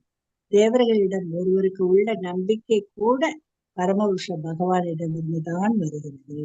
நான் எனக்கு சிவனை வழிபட்டால் சிவன் வந்து நமக்கு நல்ல மார்க்கத்தை காட்டுவார் அப்படிங்கிற சிவனை நிறைய ராவணன்ல சிவனை வழிபட்டுதான் அவ்வளவு சக்தியை பெற்றார். ஆக அசுரர்கள் சிவன் பிரம்மா இவங்களதான் வழிபாடு பண்ணி அவங்களதான் இறக்க குணம் உள்ளவங்க அத்தனை சக்திகளை கொடுப்பாங்க. நம்ம என்ன செய்யறோம், துர்கைக்கு போய் விளக்கு போடுறோம் இல்லையா. விளக்கு போட்டா எல்லா நன்மைகளும் மங்களங்களும் ஏற்படும், பொண்ணுக்கு கல்யாணம் நல்லபடியா நடக்கும். இப்படிங்கிற ஒரு நம்பிக்கை கொடுக்கிறவரும் யாருதான், பகவான் தான் அப்படின்னு சொல்றாரு. கிருஷ்ணர் தேவர்கள் மூலமாக உயிர்வாழிகளுக்கு வரம் அளிக்கிறார். ஆக இப்ப துர்கைக்கு போய் நாம துர்கைங்கிறது பகவானுடைய சக்தி தான். துர்கை பகவானுடைய மாயா சக்தி தான், பகிரங்க சக்தி தான், ஜட சக்தி தான் இல்லையா. ஆக துர்கையை நம்ம செவ்வாய் புதன்கெல்லாம் செவ்வாய் வெள்ளிக்கெல்லாம் போய் விளக்கு போட்டு பூஜை பண்றோம்னா அந்த நம்பிக்கையை கொடுக்கிறவரு பகவான் தான். அந்த துர்காதேவி நமக்கு கொடுக்கக்கூடிய வரமும் ஒரு பலனும் பகவான் மூலமாக தான் நமக்கு கிடைக்கின்றது என்பதை நாம் தெரிந்து கொள்ள வேண்டும். ஹரே கிருஷ்ணா மாதாஜி. அடுத்து 23 வேதவல்லி மாதாஜி நீங்க படிங்க. ஹரே கிருஷ்ண மாதாஜி. அந்தவத்து பலம் தேஷாம் தத்பக்த அல்பமேதசாம் தேவான் தேவயஜோ யாந்தி மத்பக்த யாந்தி மாமபி. தேவர்களை வழிபடும் சிற்றறிவு படைத்த மக்களது பலன்கள் தற்காலிகமானதும் ஓர் எல்லைக்கு உட்பட்டதும் ஆகும். தேவர்களை வழிபடுவோர்கள் தேவர்களின் உலகங்களுக்கு செல்வர். ஆனால் எனது பக்தர்கள் இறுதியில் எனது உன்னத உலகை அடைகின்றனர். ஹரே கிருஷ்ண மாதாஜி. ஹரே கிருஷ்ணா மாதாஜி. இப்போ இதுல என்ன பாக்குறோம்னா, சிற்றறிவு குறை அறிவு படித்தவர்கள் தான் என்ன செய்வாங்க, தங்களுக்கு சீக்கிரமாக பலன்கள் கிடைக்கணும் அப்படிங்கிறதுக்காக தேவர்களை வழிபாடு பண்ணுவார்கள். அந்த அப்படி கிடைக்கக்கூடிய பலன்கள் தற்காலிகமானது, நிரந்தரமானது அல்ல அப்படிங்கிறாரு. அது ஒரு எல்லைக்கு உட்பட்டது. இப்ப துர்கையை வழிபாடு பண்றோம்னா ஏதோ ஒரு மங்களகரமான நிகழ்ச்சி நம்ம வீட்டுல நடக்கணுங்கிறதுக்காக பண்றோம் இல்லையா. அதுக்கு மட்டும் துர்கைக்கு வழிபாடு பண்றோம், அதை நிறைவேறும் இல்லையா. ஆக தேவர்களை வழிபடுறவங்க என்ன பண்ணுவாங்க, நல்ல புண்ணிய காரியங்கள் எல்லாம் செஞ்சா தேவர்களின் உலகங்களுக்கு செல்வாங்க. ஓகேயா. ஆனா பகவான் கிருஷ்ணரை வழிபாடு பண்றவங்க தான் அவருடைய உலகமாகிய கோலோக பிருந்தாவனத்திற்கு செல்ல முடியும். ஆக ஏதாவது தேவர்களை நம்ம வழிபட்டா கிருஷ்ணரை போய் அடையலாம்னு நம்ம நினைக்க முடியாது. யாரு தேவர்களை நீங்க 9வது அத்தியாயத்துல அடுத்து நம்ம படிப்போம், இது முடிஞ்சு அதுல வரும். நீங்க யாரு வழிபாடு பண்றீங்களோ அந்த லோகத்துக்கு தான் போக முடியும். தேவர்களே பிரம்மா வழிபட்டா பிரம்மலோகம், சிவனை வழிபட்டா சிவலோகம் இல்லையா. சக்தியை வழிபட்டா சக்தி லோகம் போவீங்க, கிருஷ்ணரை வழிபட்டா கிருஷ்ணருடைய லோகத்துக்கு போவீங்க, நல்ல பித்திருக்களை வழிபட்டா பித்திருலோகம் போவீங்க, பூதங்களை வழிபட்டால் பூதலோகம் போவீங்க. அத்தனை லோகங்களும் இருக்கு. அதை பற்றி ரொம்ப விரிவாக படிப்போம் முன்னாடி. ஹரே கிருஷ்ணா மாதாஜி. ஆக தேவர்களை வணங்குவதால் கிடைக்கக்கூடிய பலன்கள்லாம் ஒரு குறிப்பிட்ட எல்லைக்கு உட்பட்டது, தற்காலிகமானது. அந்தந்த தேவர்களுடைய கிரகங்களைத்தான் நம்ம போய் அடைய முடியுமே ஒழிய பகவானுடைய லோகத்திற்கு செல்ல முடியாது அப்படிங்கிறத நம்ம பாக்குறோம். இந்த ரெண்டுக்குள்ள வேறுபாடு கொடுத்திருக்காங்க இதுல அழகா. தேவர்கள் வழிபாட்டால் கிடைக்கக்கூடிய பலன்கள் தற்காலிகம், ஆனா பரமபுருஷ வழிபாட்டால் கிடைக்கும் பலன்கள் நிரந்தரமானது. தேவர்கள் வழிபாட்டில் கிடைக்கும் பலன் எல்லைக்கு உட்பட்டது. பகவானை வழிபாடு பண்றதுனால நமக்கு கிடைக்கும் பலன்கள் எல்லை இல்லாதது. பகவானை வழிபட்டால் கோலோகம் செல்வோம், தேவர்களை வழிபட்டால் தேவலோகம் செல்வோம். ஹரே கிருஷ்ண மாதாஜி. அடுத்து 24 இருந்து 25 வரைக்கும் அருவவாதிகள் பற்றி பார்க்க போறோம். அருவவாதிகள் நான் ஏற்கனவே சொன்னேன், பிரம்மனை அது அருவ பிரம்மன். அருவ பிரம்மன் வந்து அது அவருக்கு உருவம் கிடையாது. அருவ பிரம்மனுக்கு இப்போ நம்ம அதை எதோட ஒப்பிட்டு உங்களுக்கு நாங்க சொல்லி கொடுத்தோம்னா, சூரிய ஒளியை நம்ம பார்க்கதான் முடியுது இல்லையா? அது மாதிரி பகவானுடைய பிரம்ம ஜோதியிலிருந்து வரக்கூடியதா பிரம்மன். அந்த பிரம்ம ஜோதி தான் பூரண உண்மைன்னு நினைப்பாங்க இந்த அருவவாதிகள். ஆனா அது மட்டும் உண்மை இல்லை. பூரண உண்மைங்கிறது பகவான் தான் பூரண உண்மை. அது அருவவாதிகள் அந்த பிரம்ம ஜோதியிலேயே இணையணும் அப்படின்னு நினைப்பாங்க. கிருஷ்ணர் வந்து தற்காலிகமாக பௌதீக ரூபம் எடுத்து லீலைகள் புரிகிறார் அப்படின்னு இந்த அருவவாதிகள் நினைப்பாங்க. ஆக கிருஷ்ணர் வந்து எல்லாரும் நம்மள மாதிரி பிறந்து அவர் ஒரு லீலை புரிகிறாரு அப்படின்னு நினைப்பாங்க. ஆக இந்த ஒளி பயமான பிரம்ம ஜோதியில தான் அவங்க இணைவதற்கு அருவவாதிகள் விரும்புவார்கள். கிருஷ்ணர் வந்து சாதாரண மனிதர், தேவகி வசுதேவரின் மகன், அல்லது ரொம்ப ஒரு சக்தி வாய்ந்த ஒரு உயிர்வாளிதான் அப்படின்னு நினைக்கக்கூடியவர்கள் அருவவாதிகள். 24 மாதாஜி. ஹரே கிருஷ்ணா. கலாவதி மாதாஜி படிக்கிறீங்களா? கலாவதி மாதாஜி. ஹரே கிருஷ்ணா. ஹரே கிருஷ்ணா. அவ்யக்தம் யக்திம் ஆபண்ணம் மன்யந்தே மாம் அபுத்தயः பரம் பாவம் அஜானந்தோ மமாவ்யயம் அனுத்தமம். என்னை பக்குவமாக அறியாத அறிவற்ற மனிதர்கள் கிருஷ்ணர் எனப்படும் பரமபுருஷ பகவானாகிய நான் முன்னர் அருவமாக இருந்ததாகவும் தற்போது உருவத்தை ஏற்றிருப்பதாகவும் எண்ணுகின்றனர். அவர்களது சிற்றறிவினால் அழிவற்றதும் மிக உயர்ந்ததுமான எனது பரம இயற்கையை பற்றி அவர்கள் அறியார். ஹரே கிருஷ்ண மாதாஜி. தேங்க்யூ மாதாஜி. ஹரே கிருஷ்ணா மாதாஜி. ஹரே கிருஷ்ணா. இவங்க எல்லாம் வந்து அறியாமையினால பேசக்கூடியவங்க. அறியாத என்னை பக்குவமாக அறியாத அறிவற்ற மனிதர்கள். பக்குவமாக அறியாத பரமபுருஷ பகவான் பூரண உண்மை அவர்தான். சச்சித் ஆனந்த உருவமுடையவர். அவருக்கு உருவம் இருக்கு. ஆனா அவருடைய உருவம் வந்து தெய்வீகமானது, திவ்யமானது இல்லையா? நம்மள மாதிரி புலன்கள்லாம் கிடையாது. பகவானுடைய இதுக்கு வந்து அந்த உருவத்துக்கு வந்து அவரை வந்து எந்த ஒரு புலனாகவும் நம்ம வைக்கக்கூடிய பிரசாதத்தை அவர் வந்து கண்ணை பயன்படுத்தி நம்ம தான் பார்க்க முடியும். அவரை ஏற்றுக்கொள்வாரு இல்லையா?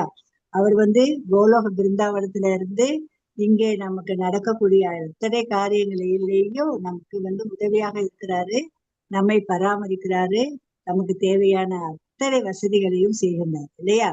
இது அறிவற்ற மனிதர்கள் என்ன செய்யறாங்கன்னா, கிருஷ்ணர்ன்னு இப்ப பிறந்திருக்காருங்க, நம்மளும் வந்து அந்த காலத்துல அப்படிதான் நினைச்சோம். கிருஷ்ணர் தான் வந்து பூரண உண்மை, விஷ்ணு நாராயணர் அப்படிங்கிறத வந்து அவரிடந்து வந்ததுதான் மற்றதெல்லாம் அப்படிங்கறத நம்ம இப்போ புரிஞ்சுக்கிட்டோம். ஆக கிருஷ்ணர் என்பவர் பரமபுருஷ பகவான். அவர் தான் வந்து முன்னாடி பகவான். ஆனா இந்த அருவவாதிகள் சிலர் அறிவற்ற மனிதர்கள் என்ன நினைக்கிறாங்கன்னா, அப்போ அருவமா இருந்தாரு, இப்போ ஏதோ ஒரு உருவத்தை ஏற்று வந்திருக்காரு அப்படின்னு நினைக்கிறாங்க. இதெல்லாம் அவங்களுக்கு அவங்க குறை மதி உடையவங்க. அவங்க எல்லாம் அந்த சிற்ற அறிவினாலதான் அவங்க என்னையே அப்படி நினைக்கிறாங்க. ஆனா நான் யாரு? பகவான் கிருஷ்ணர் என்ன சொல்றாரு? அழிவற்றவன், மிக உயர்ந்தவன். என்னுடைய பரம இயற்கையை பற்றி அவங்களுக்கு எதுவுமே தெரியாது. நான் தான் பரம இயற்கைன்னா நம்மெல்லாம் வந்து ஜட இயற்கை, இந்த பூலோகம் தான். அவருடைய லோகம் வந்து என்னது பரமபதம் அப்படின்னு நம்ம சொல்லுவோம். பரமபதம் அடைந்து விட்டாங்க அப்படின்னு சொல்லுவோம்ல. பகவானுடைய பதம் தாமம் அதுதான் கோலோக பிருந்தாவனம். அதை பற்றியும் சிற்றறிவு உடையவர்களுக்கு தெரியாது. பகவான் எப்படிப்பட்ட உன்னதமானவர், அழிவற்றவர், நம்ம எல்லாரையும் படித்து காத்து அழிக்கக்கூடியவரும் அவர்தான் அப்படிங்கிற உண்மையெல்லாம் தெரியாதவங்கதான் என்ன சொல்வாங்கன்னா, பகவான் கிருஷ்ணர் வந்து கிருஷ்ணரா இப்ப வந்திருக்காருல்ல, அவரு முன்னாடி அருவமா இருந்தாரு, இப்ப உருவத்தை தாங்கி வந்திருக்காரு. ஆக அருவவாதிகள்லாம் சிற்ற அறிவு உடையவங்க, குறைமதி உடையோர். கிருஷ்ணரை பற்றி நிறைவான ஒரு அறிவு அவங்களுக்கு கிடையாது. கிருஷ்ணரை பற்றிய பூரண உண்மையும் அவங்களுக்கு தெரியாது. அப்படின்னா கிருஷ்ணரை பற்றி எப்படி புரிந்து கொள்வது? அது வந்து ஜபத்தின் மூலமாக. ஹரே கிருஷ்ணா கிருஷ்ண கிருஷ்ண ஹரே ஹரே, ஹரே ராம ராம ராம ஹரே ஹரே. எல்லாரும் சொல்லுங்க, சொல்லுங்க ஹரே எல்லாரும். கிருஷ்ணா கிருஷ்ண கிருஷ்ணா ஹரே ஹரே, ஹரே ராமா ராம ராம ஹரே ஹரே, ராம ஹரே ராம ஹரே. இந்த ஹரே கிருஷ்ண மகா மந்திரத்தை நம்ம வந்து பிரம்ம முகூர்த்தத்துல சொல்லி பாருங்க. அதனுடைய எஃபெக்ட் சரி வீட்டுல போய் சொல்லுங்க. இங்கேயே நாளைக்கு விரும்புறவங்க எல்லாரும் டேர்ன் போட்டு சொல்லலாம். ஓகேயா? ஹரே கிருஷ்ண மாதாஜி. இப்ப முடிச்சிருவோம் மாதாஜி. ஆக ஹரே கிருஷ்ண மகா மந்திரத்தை நாம வந்து நமக்கு எல்லா நேரம் இதுக்கு வந்து எந்த ஒரு கண்டிஷனுமே கிடையாது இல்லையா? சில மந்திரங்களை உச்சரிக்கணும்னா சில கண்டிஷன்ஸ் எல்லாம் இருக்கும். காயத்ரி எல்லாம் எல்லா நேரத்திலையும் சொல்ல முடியாது. இந்த ஹரே கிருஷ்ண மகா மந்திரத்தை எல்லா நேரத்திலையும் செய்யலாம், எங்க இருந்தாலும் செய்யலாம், எந்த நிலையிலையும் செய்யலாம், நடந்துகிட்டு செய்யலாம் இல்லையா? அப்படிப்பட்ட இந்த மகா மந்திரத்தை தொடர்ந்து ஜெபிக்கதான் கிருஷ்ண உணர்வில் நம்ம ஈடுபட முடியும். அடுத்து நம்முடைய சொரூபம், நம்ம எதுக்காக இந்த உலகத்துக்கு வந்திருக்கோம்? நம்ம பகவானுடைய சொரூபம். உண்மையே நம்ம யோசிச்சு பாருங்க. நம்ம மனசாட்சி நம்ம வந்து சொல்றோம்ல, மனசாட்சிங்கிறது பரமாத்மா தான். அது எப்பவாவது நமக்கு தப்பா நம்மளை வழி நடத்தி இருக்கா? நம்ம எப்பவாவது மனசாட்சி படி நடந்திருக்கோமா? நடந்திருப்போம், நடக்காம இருக்க மாட்டோம். சில நேரம் அதை மீறி கூட நடந்திருக்கும் இல்லையா? ஆக பகவான் நமக்கு அப்பப்போ உள்ள இருந்து வழிகாட்டிட்டு தான் இருக்காரு. இதுல நம்பிக்கை வேணும், புரியுதா? அப்படிங்கிறத நம்ம புரிஞ்சுக்கிறோம் நமக்கு. ஏன்னா பரமாத்மாவாக நம்மிடம் இருந்து நம்ம செய்யக்கூடிய அனைத்து காரியங்களுக்கும் சாட்சியாக இருக்கிறவரு பரமாத்மா தான். நம்ம நல்லது செஞ்சிருந்தா சரி, நம்ம சித்திரகுப்தன் எல்லாத்தையும் எழுதி வச்சிருப்பாரு, நம்ம படிச்சிருக்கோம் அந்த காலத்துல சொல்லுவாங்க பெரியவங்க. இப்ப வந்து பரமாத்மாவே வந்து என்னது, இந்த சிசிடிவி கேமரான்னு சொல்றாங்கல்ல, அது மாதிரி எல்லாம் நம்ம செய்யக்கூடிய எல்லாவற்றையும் பார்த்து கொண்டுதான் உள்ளார் அப்படிங்கிறத நம்ம புரிந்து கொள்ள வேண்டும். 25வது என்ன இருக்கு? 25வது ஸ்லோகத்துல என்ன சொல்றாரு பகவான்? ஹரே கிருஷ்ணா. ஹரே கிருஷ்ணா மாதாஜி. ஹரே கிருஷ்ணா. அருணா மாதாஜி நீங்க வாசிங்க மாதாஜி. அருணா மாதாஜி. ஹரே கிருஷ்ணா. இல்ல வேற யாராவது படிக்கிறனா படிங்க. ஹரே கிருஷ்ண மாதாஜி. நாகம் பிரகாஷு சர்வஸ்ய யோக மாயா சமாவ்ருத மூடோயம் நாபிஜானாதி லோகோ மாம் அஜம் அவ்யயம். சிற்றறிவு உடையோனுக்கும் முட்டாளுக்கும் நான் ஒருபோதும் தோன்றுவதில்லை. நான் எனது அந்தரங்க சக்தியால் மறைக்கப்பட்டுள்ளதால் நான் பிறப்பற்றவன் அழிவற்றவன் என்பதை இவர்கள் அறிவதில்லை. ஹரே கிருஷ்ண மாதாஜி. ஹரே கிருஷ்ண மாதாஜி. அவர் ஏற்கனவே சொல்லிட்டாரு, இந்த சிற்றறிவு உடையவங்களுக்கோ முட்டாள்களுக்கோ நான் யாருங்கிறது தெரியாது, நானும் அவங்களுக்கு காட்சி கொடுக்க மாட்டேன். ஏன்னா என்னுடைய அந்தரங்க சக்தியினால நான் கவரப்பட்டுள்ள அந்தரங்க சக்தி. நம்மளும் வந்து நம்மை மயக்கக்கூடியதும் மாயை தான். இது மகா மாயை, நம்ம உயிர்வாழிகளை மயக்கக்கூடியது. அவரை மயக்கிறது வந்து தெய்வீகமான மாயை. ஓகேயா? அது வந்து நம்ம அந்த மாயையால் அவர் மறைக்கப்பட்டிருக்கிறதுனால சாதாரண மக்களால் அவர் வந்து அவரு வந்து காட்சி கொடுக்க மாட்டாரு. ஆகையினால பகவான் பிறப்பற்றவர் அழிவற்றவர் அப்படிங்கிற ஒரு அறிவும் வந்து இந்த குறைந்த பதிவுடையவருக்கு தெரியாது அப்படிங்கிறாரு. அப்போ அருவவாதிகள் என்ன அடைவாங்க? பரமபுருஷ பகவான் பூரண உண்மையே அவங்களுக்கு தெரியாது. சுற்ற அறிவு உடையவருக்கும் முட்டாளுகளுக்கும் ஒருபோதும் பகவான் தெரிய மாட்டாரு. அவருடைய அந்தரங்க சக்தியாகிய மாயையால் அவர் மறைக்கப்பட்டுள்ளார். பகவான் வந்து பிறப்பற்றவர் அழிவற்றவர் என்பதை நாம் புரிந்து கொள்ள வேண்டும். ஆக அப்ப யாருக்கு மட்டும்தான் அவர் காட்சி கொடுப்பாரு? தன்னுடைய தூய பக்தர்களுக்கு மட்டும்தான் காட்சி கொடுப்பாரு. அவங்களுக்கு ஏன்னா அவங்க வந்து எந்த பிரதிபலனையும் எதிர்பார்க்காம பகவானுக்கு பக்தி தொண்டு செய்யறது இல்லை. பகவான் அவர்களுக்கு தான் காட்சி கொடுப்பார் அப்படிங்கிறத நம்ம பார்க்க முடியும். ஹரே கிருஷ்ண மாதாஜி. அடுத்ததாக என்ன பார்க்கிறோம்? சூரியன் வந்து பகவானை வந்து கிருஷ்ணனுடைய ரூபம் வந்து பௌதீகமானது அல்ல, மாயையால் மறைக்கப்பட்டது அல்ல அப்படின்னு பாக்குறோம். மாயையால் இல்ல, எல்லா காலத்திலேயும் இருக்காரு. அவருக்கு எல்லா காலத்திலேயும் நடக்கக்கூடிய அனைத்து காரியங்களும் அவருக்கு தெரியும். கடந்த காலத்துல என்ன நடந்தது, தற்பொழுது என்ன நடக்கின்றது, இனி எதிர்காலத்தில் என்ன நடக்கும் என்பவை அனைத்தையும் அறிந்தவர் பகவான். ஆக பகவானுக்கு எல்லா ஜீவராசிகளை பற்றியும் தெரியும். அந்த ஜீவராசிகளுடைய எல்லாருடைய இதயத்திலும் அவர் பரமாத்மாவாக இருக்கின்றார். அப்போ இந்த கிருஷ்ணரை பகவான் கிருஷ்ணரை யாரோடு ஒப்பிட்டு இருக்காங்கன்னா சூரியன் இருக்கு. சூரியன் எப்போ வானத்துல இருக்கதான் செய்யறாரு இல்லையா? ஆனா சில நேரங்கள் நம்ம கண்ணுக்கு தெரிவதில்லை. ஏன் தெரியல? இந்த மேகம், மழை மேகம் ஏதாவது முன்னாடி நின்னா நமக்கு சூரியன் தெரியாது நம்ம கண்களுக்கு. ஏன்னா நம்ம கண்கள் குறைபாடுடைய கண்கள் தான்.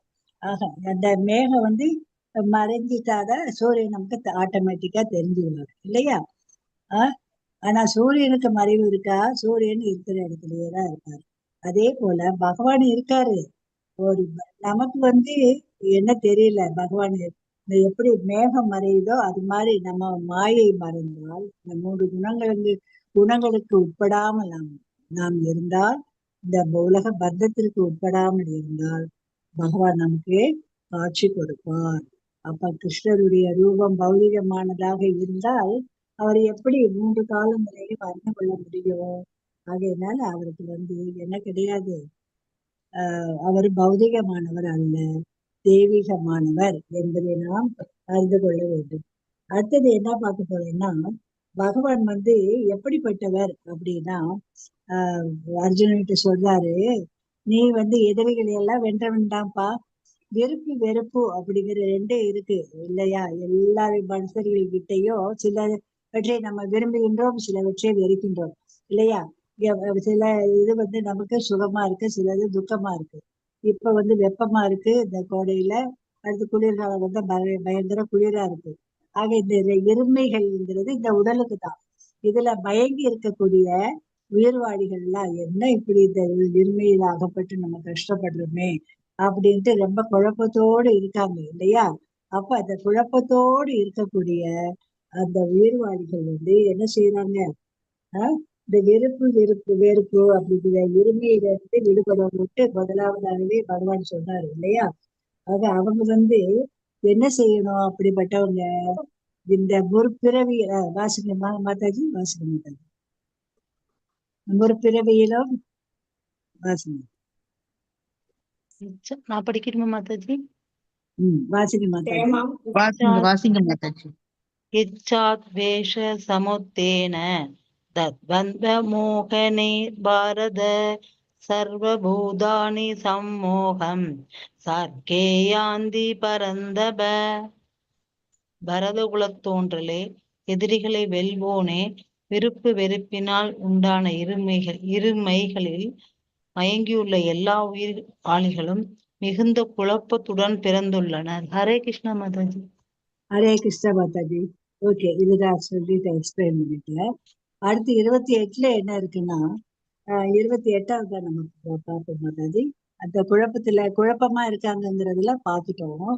இப்போ அடுத்து என்ன பார்க்க போறோம்னா, இந்த முற்பிறவியிலும் இப்பிறவியிலும் புண்ணிய செயல்களில் ஈடுபட்டு எவர்களது பாவ விளைவுகள் முழுமையாக ஒழிக்கப்பட்டு விட்டதோ, எவர்கள் மயக்கத்தின் இருமையிலிருந்து பூரணமாக விடுபட்டு உள்ளார்களோ, அவர்களே எனது பக்தி தொண்டில் மன உறுதியுடன் ஈடுபடுவர். பகவான் என்ன சொன்னாரு? ஜபம் செய்யணும், பக்தி தொண்டில் இடைவிடாமல் ஈடுபடணும்னு சொன்னாரு. அப்போ அப்படிப்பட்ட பக்தி தொண்டுல உறுதியாக ஈடுபடணும்னா என்ன செஞ்சிருக்கணும்? நம்ம புண்ணிய காரியங்கள் செஞ்சிருக்கணும். நல்லா கவனிச்சுக்கோங்க. இந்த பிறவியிலையும் புண்ணியம் பண்ணிருக்கணும். நீங்க எல்லாம் புண்ணியம் பண்ணவங்க. அதனாலதான் இப்ப படிக்க வந்திருக்கீங்க இல்லையா? இந்த பிறவியிலையும் புண்ணியம் பண்ணிருக்கீங்க, ஒரு பிறவியிலையும் புண்ணியம் பண்ணி புண்ணியமான காரியங்களை எல்லாம் செஞ்சிருக்கீங்க. ஆகையினாலதான் உங்களுக்கு பாவ விளைவுகள் எல்லாம் ஒழிக்கப்பட்டு இப்ப பகவானை பற்றி படிப்பதற்காக நம்ம வந்திருக்கோம். நமக்கு இருமைங்கிறதே இருக்காது. இனிமே பகவானை பற்றி படிச்ச பிறகு எதுக்கு நம்ம அந்த துக்கம், இன்பம், தூக்கம் இதுக்கெல்லாம் பயங்க மாட்டோம். இன்பம் வந்தா ஒரேதான் அழவும் மாட்டோம், துக்கம் வந்தா ஒரேதான் அதெல்லாம் அழுதவும் மாட்டோம். பகவான் இருக்காரு, பாத்துக்கிடுவாரு. நம்ம கடமை, நம்ம முயற்சி நம்ம கிட்ட இருக்கு. அதை பகவானை நினைச்சுக்கிட்டு செய்வோம், எல்லாம் நல்லபடியா நடக்கும் அப்படிங்கிற ஒரு நம்பிக்கை பகவான் மேல வைத்து நம்ம செயலாற்றினால் நிச்சயமாக நம்ம இந்த இருமையில் இருந்து விடுபடுவோம். அதை விடுபடுவதற்கு காரணம் பக்தி தான், பக்தி தொண்டு தான். அப்படிப்பட்ட பக்தி தொண்டு இடைவிடாமல் உறுதியோடு செய்தால் இந்த இருமையும் கிடையாது, நமக்கு பாவ விளைவுகளோ கிடையாது அப்படின்னு சொல்லுவாங்க. ஓகேயா? ஆக யாரால் மாயையை கடக்க இயலும்? இந்த மாயை அல்லது 3 குணங்களை யாரால் கடக்க முடியும்னா, புண்ணிய செயல்களில் ஈடுபடுறவங்க, இருமையிலிருந்து பூரணமாக விடுபட்டவங்க, மயக்கத்திலிருந்து விடுபட்டவங்க, பக்தி தொண்டில் பூரணமாக ஈடுபட்டு இருக்கக்கூடியவர்கள். அவங்க அவங்களுக்கு என்ன கிடையாதுன்னா, ஜரா மரண மோட்சாய மாம் ஆசிரிய வதந்தியே யதந்தியே தே பிரம்மதத் விது கிருஷ்ணம் அத்தியாத்மம் கர்ம சாகிலம். முதுமையிலிருந்து மரணத்திலிருந்து அவங்க விடுபட முயலும் அறிவுரையோர் பக்தி தொண்டின் மூலம் என்னிடம் அடைக்கலம் புரிகின்றனர். திவ்யமான செயல்களால் என்னை பற்றியும் அனைத்தையும் அறிவதால் அவர்கள் உண்மையில் பிரம்மனே அப்படின்ட்டாரு. அப்போ பகவான் கிட்ட அடைக்கலம், ஏற்கனவே சரணம் அடையிறது அடைக்கலம் அடையிறது ஒண்ணுதான். நல்லவர்கள் தானே சரணம் அடைவாங்க இல்லையா? அப்ப அவங்களால எதை எதுல இருந்து விடுபட முடியும்? முதுமை மரணத்திலிருந்து விடுபட முயற்சி செய்யக்கூடிய அறிவுடையவங்க பக்தி தொண்டு செய்வாங்க. பக்தி தொண்டு செய்யறதுக்கு முதுமை ஒரு காரணமே இல்லை. எந்த வயதிலையும் பக்தி தொண்டு செய்யலாம். தெரியுதா? மரணத்திற்கு தப்ப முடியாது. நம்ம எல்லாரும் முதுமை மரணம் எல்லாருக்கும் வரும். ஆனா அதை கண்டு பயப்பட மாட்டோம் இல்லையா? ஆக முதுமை இப்படி வந்துருச்சே, எனக்கு இவ்வளவு நோய் வந்திருக்கு, இவ்வளவு கஷ்டம் வந்திருக்கேங்கிற அந்த உணர்வு போயிடும்.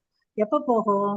பக்தி தொண்டில் ஈடுபட்டால். இப்ப எனக்கு என்னுடைய வயசு உங்களுக்கு தெரியும்னு நினைக்கிறேன். அது இந்த வயதிலும் என்னால் சொல்ல முடியுதுன்னா பகவானுடைய பக்தி, அவரிடம் உள்ள ஒரு நம்பிக்கை, என்னுடைய ஒரு முயற்சி ஓரளவுனாலும் பகவான் எனக்கு சக்தி கொடுக்கிறார் அப்படின்தான் நான் நினைக்கிறேன். ஓகேயா? அது மாதிரி எல்லாருக்கும் அவங்களுக்கு வேண்டிய அனைத்தையும் கொடுக்கக்கூடியவர் பக்தி. ஆக பக்தி தொண்டில் பகவான் கிட்ட சரணடைஞ்சிட்டோம்னு வச்சுக்கோங்க, நமக்கு முதுமை பற்றியே முதுமையில வரக்கூடிய ஒரு கஷ்டங்கள்லாம் இருக்கு, அது ஒரு சைடு. ஆனா அதெல்லாம் இப்போ உங்க கிளாஸ்ல இருக்கப்ப எனக்கு தெரியறது இல்லை. கிளாஸ் முடிஞ்சு வேணும்னா அந்த கால் வலி கை வலி இதெல்லாம் தெரியும், அந்த வலிகள்லாம். மரணத்தை பற்றிய பயமும் இல்லை. கடைசி மூச்சு வரைக்கும் பகவானுக்கு பக்தி தொண்டு பண்ண வேண்டும் என்பதுதான் என்னுடைய ஒரு எண்ணம். பகவான் அதை நிறைவேற்றணும், அதுக்கான ஒரு பிரார்த்தனையை தான் பகவான் கிட்ட நான் வைக்கின்றேன். ஆக நாம நம்ம செய்யக்கூடிய ஒரு நல்ல பகவானுக்கு தொண்டு, நல்ல காரியங்கள் செய்வது எல்லாத்தையும் பகவானுக்கு தெரியும். அப்படி நாம அந்த திவ்யமான செயல்கள் எல்லாத்தையும் நம்ம அறிந்தால் நம்ம யாரு? நான் ஆத்மா, நமக்குள்ள பரமாத்மா இருக்காரு, பகவான் பிரம்மனாக இருக்காரு அப்படிங்கிற ஒரு பிரம்ம நிலையை நாம் அடையலாம். ஆக புரியுதா? அவங்கதான் உண்மையில் பிரம்மன். தன்னுணர்வு பெற்ற அந்த ஞானிகள் தான் பிரம்மன், பிரம்மபூத நிலையை அடைந்தவர்கள் அப்படிங்கிறத நம்ம பார்க்கணும். கடைசி ஸ்லோகம் யாராவது வாசிங்க. ஹரே கிருஷ்ணா. யாரும் வாசிக்கிறீங்களா? ஹரே கிருஷ்ணா. ஹரே கிருஷ்ண மாதாஜி. சாதி பூதாதி தெய்வம் மாம் சாதி யஞ்சம் சயே விதுஹு பிரயாண காலே பீசா மாம் தேவிதுர்யுக்த சேதக. பௌதிக தோற்றம், தேவர்கள் மற்றும் எல்லாவித யாகங்களை ஆள்பவனாகவும் பரமபுருஷனாகவும் என்னை அறிந்து என்னை பற்றிய உணர்வுடன் இருப்பவர்கள் மரண நேரத்திலும் கூட பரமபுருஷ பகவானான என்னை அறிய முடியும். ஹரே கிருஷ்ணா மாதாஜி. ஹரே கிருஷ்ணா மாதாஜி. தேங்க்யூ மாதாஜி. ஹரிபோல். ஆக பகவான் என்ன சொல்றாரு? பகவான் தான் எல்லாரையும் ஆள்பவர் இல்லையா? இந்த பௌதிக தோற்றம், இந்த ஜட இயற்கை அவர்கிட்ட இருந்து வந்ததுதான். ஜட உலகம், தேவர்கள் அவருடைய பிரதிநிதிகள் தான். எல்லாருமே சூரியன், சந்திரன், வருணன், வாயு, சிவன், பிரம்மா, முருகன் எல்லாருமே பகவானுடைய பிரதிநிதிகள் தான். எல்லா வித யாகங்களும் நம்ம செய்யறோம்ல, அந்த யாகங்கள்ல பகவானுக்காக விஷ்ணுவுக்காக தான் செய்யறோம் இல்லையா? இதை எல்லாவற்றையும் ஆளக்கூடியவர் பகவான் தான், பரமபுருஷர் பகவான் தான் என்பதை அறிந்து பகவானுடைய உணர்வுல எப்பவும் இருக்கக்கூடியவங்க மரண நேரத்திலும் கூட பகவானை அறிய முடியும் அப்படிங்கிறாங்க. உண்மைதான் இது. மரண நேரத்தில் நம்ம அறியணும்னா நமக்கு இந்த பயிற்சி வேணும். எல்லாம் நீங்க நம்ம காலம் வாழணும். ஆனா மரணம் எப்பவும் யாருக்கும் எந்த நேரமும் வரலாம். நம்ம அதுக்கு பயப்பட வேண்டியது இல்லை. ஆனா நம்முடைய கடமை என்ன? நம்முடைய ஒரு பக்தி தொண்டு எப்படி செய்யறது? ஜபம் செஞ்சுக்கிட்டே இருக்கணும். ஹரே கிருஷ்ணா ஹரே கிருஷ்ணா கிருஷ்ண கிருஷ்ண ஹரே ஹரே, ஹரே ராம ராம ராம ஹரே ஹரே அப்படிங்கிற இந்த மந்திர ஜபம் நம்ம பண்ண பண்ண நமக்கு அந்த மந்திர அந்த கிருஷ்ண உணர்வு எப்பவும் இருக்கும். அப்போ கடைசி காலத்துல கூட பகவான் உணர்வுல தான் இருக்கும். அப்படி பகவான் உணர்வில் மரணம் ஏற்பட்டால் பகவானுடைய உலகத்தை தான் போய் அடைவோம். பகவானை தான் அப்போ உணர்ந்து அவரை போய் அடைய முடியும். எனக்கு தெரிந்த ஒரு பாட்டி சொல்றேன் நானு.